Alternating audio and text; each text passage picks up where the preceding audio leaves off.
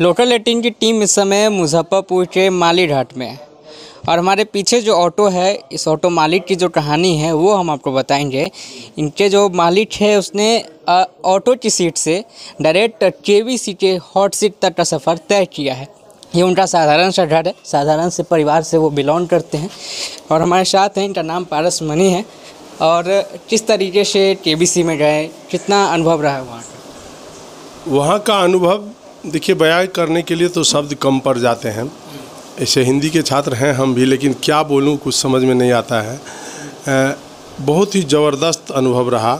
Big B एक ऐसी शख्सियत हैं जिनसे मिलकर आपके वो कहते हैं ना कि पाप पुण्य हरण हो जाते हैं, वो हो जाते हैं। उनसे मिलने भर का परेशानी होता है, क्योंकि पहले से एक एक्साइटमेंट होता है कि आप क्या पूछेंगे, कैसे आप उनसे बात कर पाएंगे। लेकिन जब वो एक बार आ जाते हैं सामने, तो फिर सारी समस्याओं का समाधान भी वो खुद हैं। एक बार आ गए और आपसे बात करने लगे तो फिर लगता है कि ये इंसान क्या है क्या नहीं पता नहीं। तो इसलिए उनका बड़प्पन करके मैं सूरज को दिया तो नहीं दिखाऊंगा, लेकिन बहुत ही ज़बरदस्त पर्सनालिटी है। केबीसी में जाने का पहले से ही विचार था, पहले से भी कुछ तैयारी वगैरह कर रहे थे? देखिए, मेरा टोटो है और जब मैं टोटो लिया हूँ तब से तो उससे पहले भी मैं यूट्यूब मोबाइल रखता हूँ। मेरा काम भी था मोबाइल में रिचार्ज करना और सिम बेचना, तो मोबाइल मेरे पास रहता था। तो जब भी मुझे टाइम मिला तो मैं कभी भी आज तक याद नहीं है कि टीवी उसमें कुछ और देखा या फिल्म या गाने या कुछ सुना। जब भी देखा तो उसमें कुछ न कुछ जीके जीएस से संबंधित बातें ही पढ़ी लिखी। कुछ सर हैं जिनसे कि जो अंकित अवस्थी हैं या उन लोगों का ही बस वीडियो देखना मेरा काम था। और बस अपने पर्सनल यूज में वही ठुआता था कि मैं जीके जीएस का सिर्फ ये दे। अभी जब से टेम्पो लिया उसमें बाजा है, आज तक गाना नहीं बजा है उसमें, सिर्फ वो लगा करके और उसमें जीके जीएस सुनते रहना है।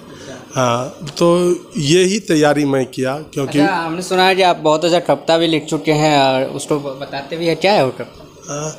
हाँ, कविता मैं लिखता हूँ। मैं कुछ न कुछ तो लिखता ही रहता हूँ। ये मेरे टाइम पास करने का सबसे अच्छा ये है। मेरा दो ही ये है कि मैं जब भी घर जाता हूँ तो कुछ पौधे लगाता हूँ, और दूसरा है मेरा कि मैं कविता लिखता हूँ।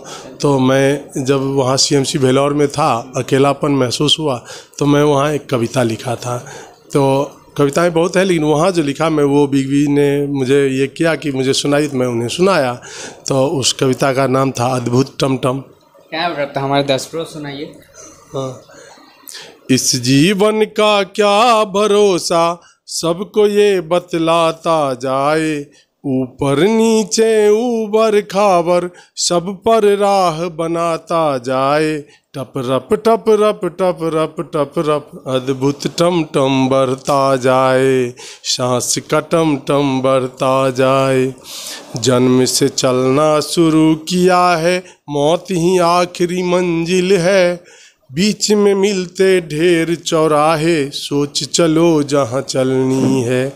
जैसी करनी वैसी भरनी, बात तो बिल्कुल सच्ची है, अच्छी कर लो अपनी करनी, राह तेरी अभी अच्छी है। ठीक से चलना चौराहों पर, ओ देख के चलना चौराहों पर, कहीं ये टम टम मुड़ ना जाए। इस जीवन का क्या भरोसा, सबको ये बतलाता जाए। टप रप टप रप टप रप टप रप अद्भुत टम टम बढ़ता जाए। अच्छा, सबसे खास पल क्या रहा, सबसे खास बातचीत क्या हुई अमिताभ बच्चन? अमिताभ बच्चन जी से क्या कहें, यहाँ मैं बहुत पीछे रह गया। अमिताभ बच्चन सर से जब बात करने आया और मैं अपने पिछली दुनिया को जब देखने लगा कि मुझे एक्चुअली में दुनिया में ही नहीं होना चाहिए। मैं उस दौर से गुजरा था कि मेरा ऑपरेशन हुआ, मेरे कई बार मैं कई दिन तक बेहोश ही रहा हॉस्पिटल में। तो मुझे लगा कि मेरा तो अस्तित्व ख़त्म हो जाना चाहिए था, लेकिन एकाएक लगा कि ये कहाँ मैं आ गया। तो मैं बहुत ज़्यादा ये वहाँ पर जा कर के ये हो गया, भावुक हो गया। तो उसके बाद मेरे मुंह से शब्द ही नहीं निकल रहे थे। हालांकि बहुत संभाले। वो बोले कि कोई ऐसा बात बताइए जिसमें कि आपको लगता हो कि आपके जीवन में घटित हुआ और उससे हंसी लगता हो। तो मैंने उन्हें बताया कि सर क्या कहें, हम टेम्पू वाले हैं। और जब से ये केबीसी का मुझे आ गया तो मैं अपने आप में सोचते सोचते खो जाता हूँ कि मैं क्या कर रहा हूँ नहीं कर रहा हूँ। एक दिन मैं अपने बेटी को स्कूल छोड़ के आ रहा था और टेम्पू वाले की आदत क्या होती है कि अगर बगल से कोई गुजर रहा है तो उसको पूछ लिया कि कहाँ जाइएगा। तो मैं भी आ रहा था, मैं मैडम को बोला क्या कि से एक मैडम थी, मैं बोला कहाँ जाइएगा। वो अब हमको घूर के बोले कि से पागल हो गया क्या। फिर मैं कहा कि मुझे समझ में नहीं आया सर। तब मैं जब देखा कि तब मैं ऑटो से नहीं, मैं अपने बाइक से बेटी को छोड़ने गया था। अब मेरा दिमाग से उतर गया था तो इस पर बहुत उनको भी हंसी लगी, कहीं ऐसा होता है कभी कभी। हाँ, लेकिन ये केबीसी के चक्कर में जो है ना मेरा दिमाग थोड़ा सा ऐसा वहाँ ओझल हो गया था कि मैं इस तरह से, तो ये सब ही बातें हुई। कुछ नॉर्मलाइज करने की वो बहुत प्रयास किए हमको।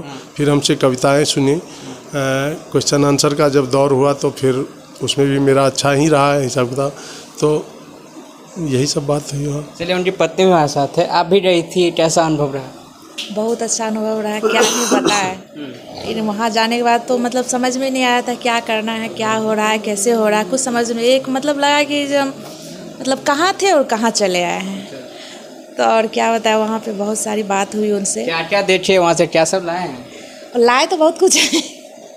ये एक मिला है हमको, अच्छा, ये मिला है कल्याण का, ये वो हमको गिफ्ट दिए हैं, अपने हाथ से हमको दिए। हाँ, अपने हाथ से दिए हैं। और एक एटम वर्क का फ़ैन है जो वो मिला है। उसके बाद वहाँ पे था, मुंबई वाले को भी जाना उनके पास एलाउ नहीं था, लेकिन हम लोग को खुला ऑफर था। हम लोग जाते थे उनके पास, जाके बात करते थे, बगल में खड़ा होकर फ़ोटो वोटो सब खिंचवाए हैं।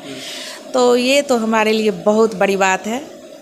अच्छा, एक खास सवाल रहेगा कि जो पैसा आपने कमाया है, आपकी 3 बेटियां हैं, आप कैसे इन्वेस्ट करेंगे? इनकी शादी में लाएंगे, इनकी पढ़ाई के लिए, या फिर क्या करेंगे, बिजनेस? शादी के लिए देखिए, शादी के लिए हम नहीं सोचते हैं।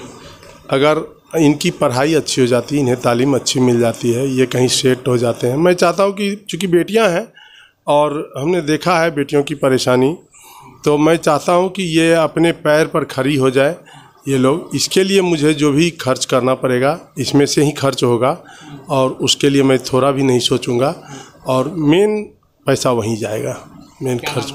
पारस मनी सिंह। तो पारस मनी जी को आप सुन रहे थे, जिन्होंने एक टोटो चलाकर इतना कुछ किया है, साधारण परिवार से आते हैं और यहाँ तक वो पहुँचे हैं। अमिताभ बच्चन जी से मिले हैं, करोड़पति में इन्होंने अच्छी खासी रकम कर लखपति बन चुके हैं। ये इनकी कहानी थी जो लोकल 18 के साथ इन्होंने शेयर किया है। मुजफ्फरपुर से लोकल 18 के लिए ऋतुराज।